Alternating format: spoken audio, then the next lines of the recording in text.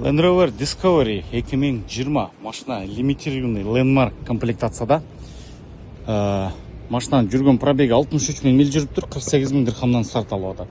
Машина 3 объем, V6 моторды. Машинаның арты, оң тарап, сол тараптары полностью таза, круговой парктрониктерменен. Карфаксы дағы өте жеңіл машинаның. Airbagтер іштеген емес, сол тарап, оң тараптары тап-таза ойдан. Aerodynamic бамперді екен. Фара, эмелердегі тап-таза ойдан қарап алыңыздар. Мына, ушул жерге удар тиген екен. Усилительді текшереміз.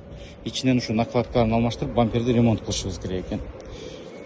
Өте жеңіл Carfax, родной лобовойлар менен. Далее, бесключевой доступ, датчик слепой зоналары бар. Өте жеңіл Carfax, мындай машинаны қолдан шығарбаш керек. Черный потолок, двойной панорамный люк, 3 ряд сидений, кожаный салон. Бүт бар екен машинада. Carfax историясын ушул жерден қарап текшерсеңіздер болады.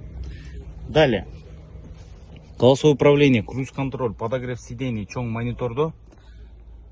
Артын көргөзүп кетели. Мындай состояние машинаны колдон чыгарбаш керек. Жылы дагы өтө жакшы. Семиместный кроссоверлердин эң баягы топ 3деги кроссоверлердин бири. Бул машиналардын ходовой качестволору дагы өтө жакшы бааланат.